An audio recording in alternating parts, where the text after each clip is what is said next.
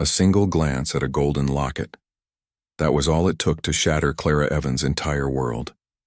Inside the dim glow of the Starlight Diner, amid the smell of stale coffee and frying bacon, a 24-year-old waitress looked up and saw the impossible. Dangling from the neck of a billionaire was a locket holding the face of her mother, the same mother who had vanished from her life 18 years ago. The Starlight Diner, tucked away on a forgotten corner of Brooklyn, was a graveyard of old dreams. Its cracked red booths and dulled chrome spoke of better days. For Clara, it was both sanctuary and prison. 6 days a week she moved between tables in her faded blue uniform, a ghost among the living.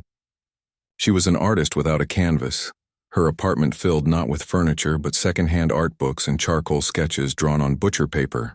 Every dollar she earned disappeared into rent, instant noodles, and community college tuition.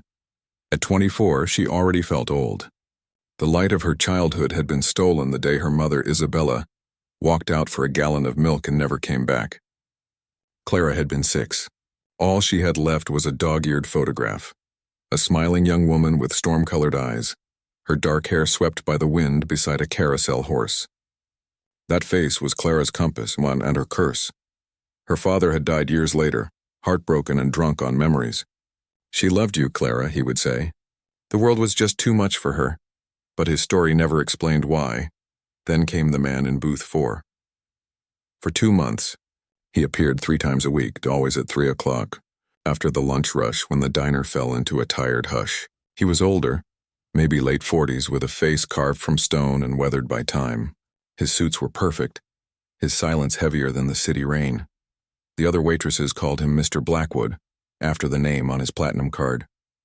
To Clara, he was simply Booth 4, an enigma who drank black coffee he never finished and stared out the window like he was waiting for ghosts. On a stormy Tuesday, thunder bruised the sky above Brooklyn. The rain pounded against the glass as Clara approached his booth, steam rising from her coffee pot. "Refill, sir?" she asked softly. He gave a brief nod, still staring through the rain. As she leaned in, her wrist brushed the edge of his mug. Coffee sloshed over the rim, staining the sleeve of his immaculate suit. "Oh, I'm so sorry," she gasped, fumbling for a napkin. "Let me—" But he spoke first. "It's fine." His voice was low, restrained. He dabbed at the spill himself, and as he moved, his jacket fell open, revealing the glint of gold. A locket. Heart-shaped, old, intricately engraved, and open. Inside, behind the delicate clasp, was a tiny hand-painted portrait. A young woman with that same luminous smile, those same storm-gray eyes. Clara froze. The coffee pot slipped from her hand and shattered across the floor. She couldn't breathe. Couldn't think. Her eyes locked on the face inside that locket. The face from the photograph under her bed. The face she saw every time she looked in the mirror. My mom," she whispered. The diner went silent. Even the rain seemed to stop. Mr. Blackwood, Alistair Blackwood, turned sharply toward her. His hand hovered over the locket. "What did you say?" Clara's voice trembled. "That woman. The woman in your locket. That's my mother." For a heartbeat, something raw flickered behind his eyes. Confusion, pain, disbelief. Before his expression hardened like steel. He snapped the locket shut, the sound unnaturally loud in the silence. "That's impossible," he said coldly. "You're mistaken." "No, I'm not," Clara insisted, stepping toward him barefoot amid the broken ceramic. "Her name is Isabella. I have her picture, and it's the same woman." At the mention of the name, he faltered. A shadow of agony crossed his face before he crushed it beneath control. He stood towering over her, his presence filling the tiny space. He reached into his wallet, pulled out a thick roll of bills and tossed it onto the table. Far more than enough to cover the coffee. The damage, the silence. "Clean this up," he ordered. His tone clipped. The command was meant for the manager rushing from the kitchen. But his piercing blue eyes never left Clara, and in that moment, beneath the hum of flickering neon and the echo of rain against glass, 2 worlds collided. A billionaire bound by guilt and a young woman starved for answers. Neither knew that what began with a single glance would soon unravel a secret powerful enough to bring down an empire. And resurrect a past both had tried to bury. Alistair Blackwood's eyes locked on Clara with a fury so sharp it made her flinch. Without a word, he turned and strode out of the diner. The door slammed behind him, the bell's frantic jangle swallowed by the storm outside. Clara stood frozen. The cash on the table, the shattered mug, the stares of the other patrons, all of it blurred into meaningless noise. The only thing real was that image, her mother's face inside a golden locket resting against the chest of a man who shouldn't have known her at all. Clara, what in God's name happened? Sam, the diner's gruff manager, hurried over. Beneath his grease-stained apron beat a loyal heart. He put a heavy hand on her shoulder. "You okay, kid? You look like you've seen a ghost." "I think I did," she whispered, collapsing into the booth. That night, sleep refused her. Rain whispered against the window as she lay staring at the ceiling, haunted by questions that wouldn't let her go. Who was Alistair Blackwood? Why did he carry her mother's portrait? And what secret turned his face to stone when she said Isabella's name? Her father's old story, that her mother had simply walked away, had always sounded hollow. Now it felt like a lie. By morning, Clara had made her decision. She wouldn't let this go. This was the first thread in a mystery that had strangled her life for 18 years. She called Sam and claimed she was sick, her voice trembling with guilt. Then she opened her slow, sputtering laptop and typed the name that had burned into her mind. Alistair Blackwood. What she found left her breathless. He wasn't just wealthy. He was legendary. CEO of Blackwood Holdings, a real estate empire that practically owned Manhattan's skyline. Articles called him a visionary and a ruthless genius. A man who'd turned his family fortune into a kingdom. But behind the glossy photos, him cutting ribbons, shaking hands with governors, standing beside movie stars, his eyes remained the same. Cold, empty, distant, a fortress of a man. And fortresses, Clara thought, had gates. He was also a widower. His wife, Catherine Blackwood, had died in a boating accident 5 years earlier. They'd had no children. No mention of Isabella Evans. No connection, at least none written for the world to see. Clara's gaze drifted to the faded photograph she kept by her bed. Her mother's smile seemed to whisper courage. After all these years, Isabella was no longer just a ghost. She was a question begging to be answered. Clara slipped on her thrift store blazer, tied her hair back, and tucked the photo safely into her purse. Her reflection in the cracked mirror met her eyes, the same storm-gray eyes she'd inherited from Isabella.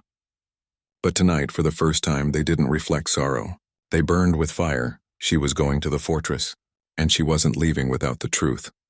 The headquarters of Blackwood Holdings was everything the diner wasn't: gleaming glass, towering steel, and silence that smelled faintly of lemon and money. The marble floor mirrored the world above it, cold, immaculate, untouchable. In the center stood a massive bronze sculpture twisting toward the ceiling like frozen lightning. Expensive shoes clicked against the marble, whispers floated through the air, and Clara felt her thrifted blazer shrink on her shoulders. The front desk rose before her, a wall of black granite guarded by a receptionist who looked like she belonged on the cover of a magazine. Her smile was as cold as the air around them. "Can I help you?" I'm here to see Mr. Alistair Blackwood." Clara's voice wavered but didn't break. The receptionist didn't even check her screen. "Do you have an appointment?" "No, but it's personal. It's urgent. Mr. Blackwood doesn't take unscheduled meetings. I can leave a message with his assistant." "Please, you don't understand," Clara pressed. "Tell him it's Clara Evans from the Starlight Diner." The receptionist's eyebrow lifted, amusement flickering before vanishing behind professional indifference. "A diner waitress demanding to see the king in his castle. How absurd. I'm sorry, Miss Evans, that won't be possible." Her tone closed the door before Clara could step through it. But Clara didn't move. Frustration ignited inside her chest, hot and wild. She had come too far to be dismissed. "Please," she repeated, louder this time. "Just give him my name. I promise he'll want to see me." Her voice echoed through the marble lobby, turning heads. A security guard began walking toward her, tall, broad, moving with quiet authority. Clara's pulse spiked. The receptionist looked relieved. Order was about to be restored. And then, before the guard could speak, a man stepped out from a hallway behind the desk. He was younger than Alistair, mid-30s maybe, with sharp features and eyes that missed nothing. His tailored suit fit like armor, and his voice carried the calm authority of someone who didn't need to raise it. "Is there a problem here?" he asked. The receptionist straightened instantly. "No, Mr. Hale, just a misunderstanding." Clara turned to face him, her hands trembling but her resolve firm. "Please," she said softly. "I need to speak to Alistair Blackwood. It's about my mother." Mr. Hale studied her in silence, his gaze narrowing slightly, as if her words had struck a nerve, and for the first time that day, the fortress hesitated. "Jessica?" The man's voice was calm, precise, too controlled to be casual. "This woman is demanding to see Mr. Blackwood without an appointment," the receptionist stammered. The man turned to Clara, his sharp gaze sweeping over her thrift store blazer, the anxious determination in her eyes. He extended a hand, not in greeting, but in quiet authority. "I'm Marcus Thorne," he said, "Mr. Blackwood's chief of staff. Perhaps I can help." Clara held her ground. "I need to speak with him. It's about a locket, and a woman named Isabella." For a fraction of a second, something flickered behind his eyes, a recognition he tried to hide. "Mr. Blackwood is in meetings all day," he said evenly. "If you leave your contact information, I'll ensure he receives it." It was a dismissal, smooth, polite, final. Clara's stomach sank, but she refused to walk away. She reached into her purse and pulled out the old faded photograph, the one of her mother laughing beside a carousel horse. She slid it across the granite desk. "Show him this," she said quietly. "If he still refuses, I'll leave. But please, just show him." Marcus hesitated. His expression remained neutral, but the stillness of his hand betrayed him. He studied the photo longer than necessary, then lifted it gently as though afraid it might crumble. "Wait here," he said. Clara stood alone in the towering lobby, her heart thudding like a drumbeat in her ears. Every minute stretched endlessly. The security guard's stare felt like a spotlight, and she fought the rising urge to run. Finally, Marcus returned. His tone was unreadable. "Mr. Blackwood will see you. Follow me." He led her through pristine corridors that smelled faintly of lemon and power. They entered a private elevator. The silence inside felt heavy, mechanical, alive. When the doors opened, the city stretched beneath her like a map, endless, glittering, untouchable. The office was vast. 3 walls of glass revealed Manhattan below, a city owned by the man standing motionless before the window. The 4th wall was lined with books, and on the desk sat a single photograph turned face down. "Thorne, leave us," Alistair Blackwood said without turning. The elevator doors hissed shut, sealing Clara inside with him. Her throat felt dry. "Mr. Blackwood," he turned then, eyes hard, a golden locket glinting in his hand. "You have 5 minutes," he said. "Tell me why you forced your way into my office and what this absurd claim is about. Then you'll leave and forget this ever happened." Clara took a breath, her voice trembling but resolute. "It's not absurd. The woman in that locket is my mother, Isabella Evans. She vanished 18 years ago when I was 6. Yesterday I saw her face around your neck. You knew her. Please, tell me how." Alistair's gaze drifted past her, out toward the skyline. Slowly, he placed the locket on the desk with a soft click. When he spoke again, his voice was low, haunted. "Her name wasn't Evans," he said. "It was Rossi, Isabella Rossi." Clara frowned. "No, that's not right." "My father—" "Your father?" Alistair interrupted, a bitter smile crossing his face. "Let me tell you about Isabella Rossi." He walked toward the window, the city's reflection washing over him like ghosts from another time. "I met her in college. She studied literature. I studied architecture. She wasn't like anyone I knew, alive, brilliant, full of dreams. The women in my world were groomed for social alliances. Isabella was real.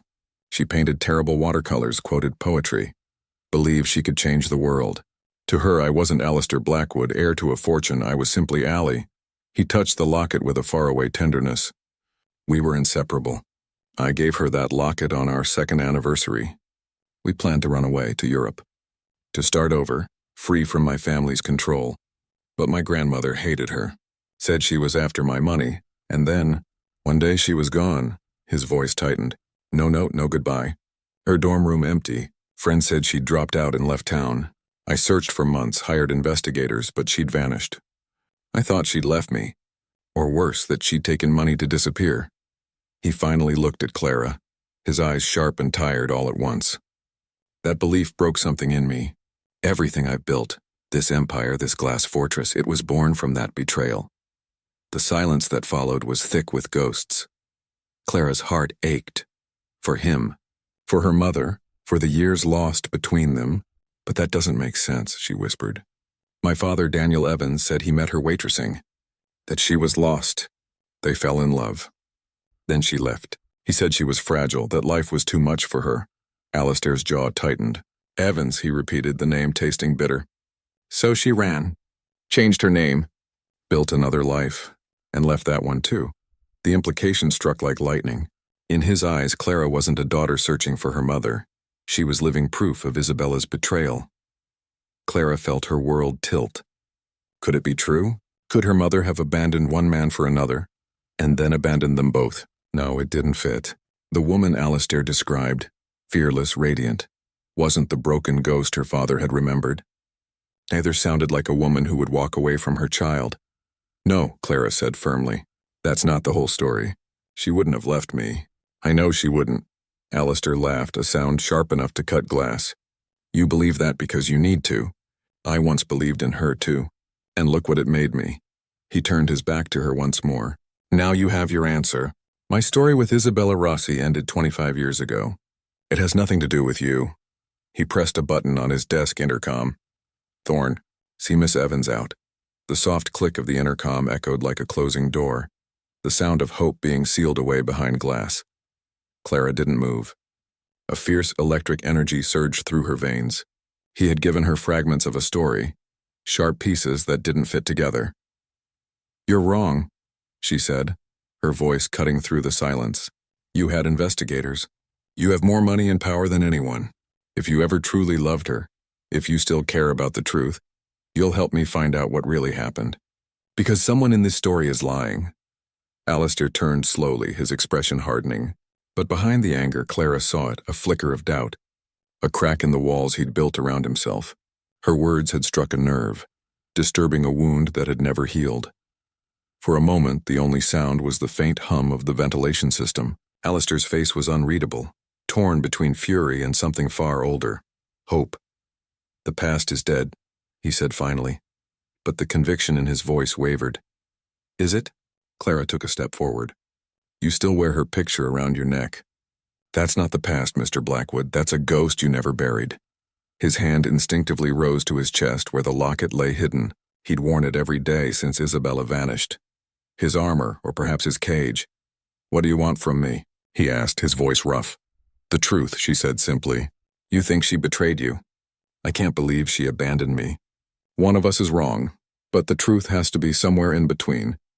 You have resources. I have reasons. Help me. The fight drained from him. He sank into his chair, eyes searching hers. For a moment, the years fell away, and he was staring into Isabella's eyes again, determined, pleading, alive. He pressed a button on his intercom. Thorne, cancel my afternoon. Then to Clara. I'll make one call. My security team will dig into Daniel Evans and see if there's any trace of Isabella Rossi after spring 1999. But if this leads nowhere, you'll accept it and leave me in peace. Yes, Clara whispered. Thank you. It wasn't much, but it was a start. The next 2 days passed in a blur. Clara worked her shifts at the diner, her hands moving automatically, pouring coffee, wiping counters, but her mind stayed in that glass tower. She replayed every word he'd said, every shadow that had crossed his face. On the third day, her phone buzzed. The number was blocked. This is Alistair Blackwood, the voice said. Be at my office in an hour. Then the line went dead.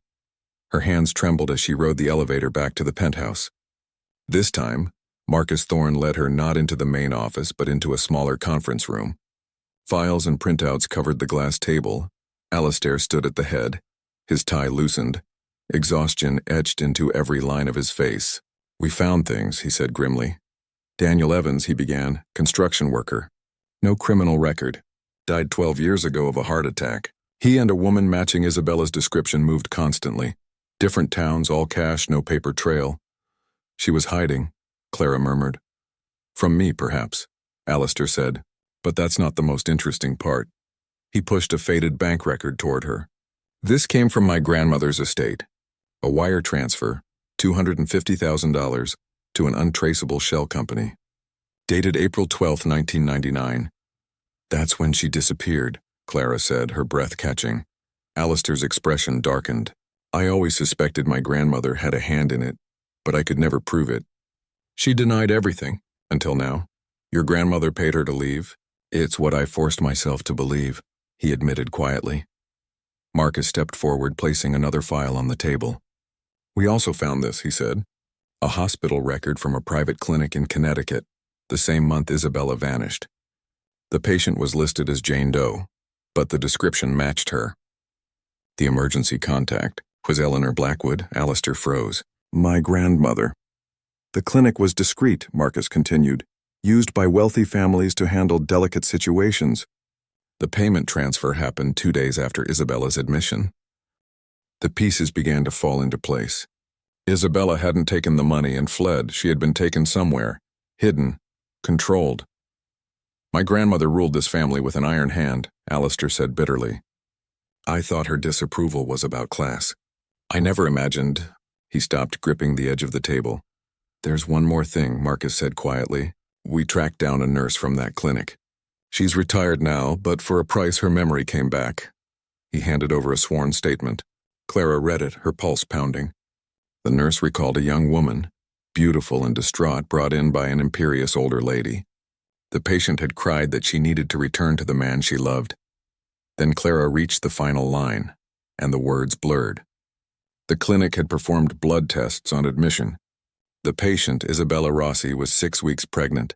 The paper slipped from her hands. The room tilted. Pregnant, she whispered. Alistair stood motionless, pale as stone.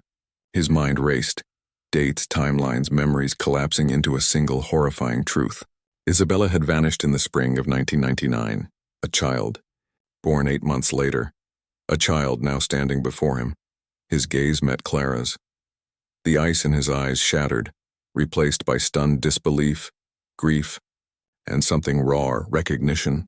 All the bitterness, the anger, the years of silence dissolved in a single moment of understanding. He wasn't looking at the daughter of his lost love. He was looking at his own child. The revelation hung in the air like a storm. For the first time in 25 years, Alistair Blackwood had no words. And Clara, trembling before him, realized her search for her mother had uncovered something far deeper, something that would change both of their lives forever. Pregnant. Her mother had been pregnant with his child. With her, the revelation hit Clara like a physical blow. The room tilted. She gripped the back of a chair to steady herself. Across from her, Alistair Blackwood made a strangled sound, a gasp that carried 25 years of disbelief.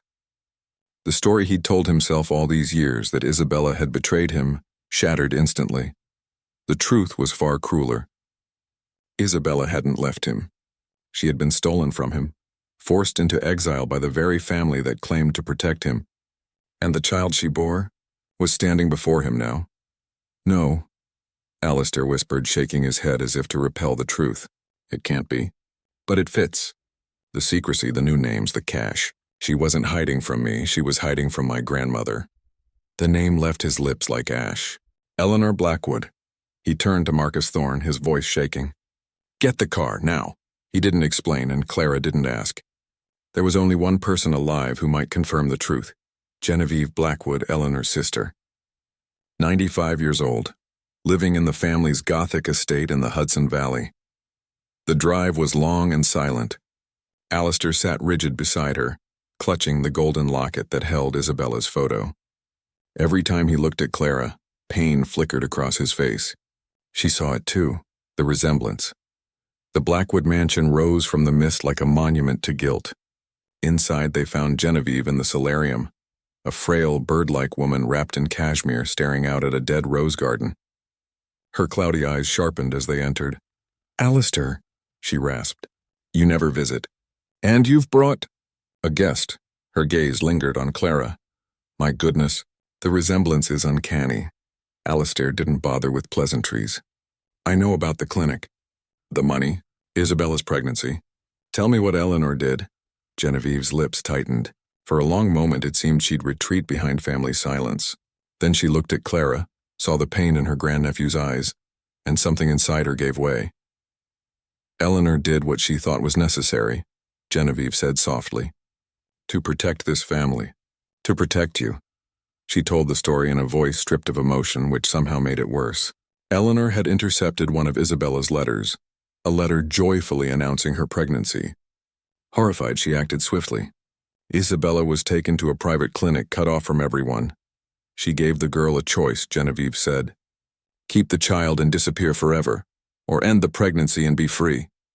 Clara gasped. She chose the child, Genevieve continued, her eyes glimmering with something like respect. Eleanor arranged everything. A new identity, a fabricated marriage. Daniel Evans was paid to play husband and father, to keep her moving and hidden. Clara's breath caught. Her childhood, the constant moving, the quiet fear, it all made sense now. And when the money ran out? Alistair demanded. Genevieve's voice turned weary. Evans grew greedy. He demanded more. Eleanor refused. He became violent. Isabella fled with the child, working odd jobs, always looking over her shoulder. Until one day he found her again. Her words slowed. 18 years ago. A small motel in Pennsylvania. There was shouting. When police arrived, Evans and Isabella were gone. You, Clara, were found sleeping in the next room. The silence that followed was unbearable. Isabella hadn't abandoned her. She had died protecting her. Alistair's face turned ashen. The truth crushed him. The love stolen, the lies believed, the woman he'd condemned. All because he hadn't fought harder for her. Then something inside him broke. The man the world knew as ruthless and unshakable collapsed to his knees, sobbing into his hands. Clara watched, tears streaming silently down her face. Her father. The word still felt foreign, fragile. But in that moment she saw not the titan of industry, but a broken man mourning the years they both had lost. Hesitantly, she knelt beside him and laid a trembling hand on his shoulder.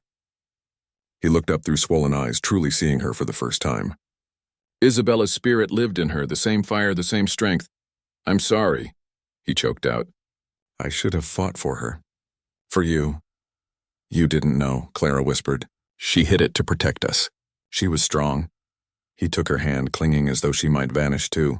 They stayed like that, two strangers bound by grief, finding a fragile solace in each other's presence. Weeks passed. Alistair insisted Clara move into his penthouse, a world away from her tiny apartment. It felt foreign, like living inside someone else's life. Yet slowly they began to talk. He told her about Isabella's laughter, her dreams of being a writer. Clara shared her lonely childhood and her love of art. Together they began to rebuild the bridge of years stolen from them. When Alistair's investigators tracked down Daniel Evans, the truth finally surfaced. The argument had turned violent. In a panic, Evans had buried Isabella's body and fled. His confession brought a grim kind of peace. A quiet funeral was held overlooking the Hudson. Just father and daughter. Isabella's grave bore a simple inscription, "And death shall have no dominion." She gave everything for you, Alistair said softly. Her life, her future, her love. Clara nodded through tears. I know, their bond wasn't perfect. There were silences, awkward moments, and ghosts that lingered, but they were trying. One evening, he entered her art studio, watching her sketch in the fading light. My foundation funds scholarships, he said. You could study anywhere, Oxford, the Sorbonne, Columbia. Whatever you want. Clara smiled for the first time in weeks. I'd like that, she said gently. Alistair smiled back and unclasped the golden locket from his neck. This belongs to you now. She opened it. The photo of her mother smiling softly, and for the first time felt peace. Her mother's story was no longer a mystery. It was a legacy of love and sacrifice, and her own story was no longer defined by loss but by the chance to begin again.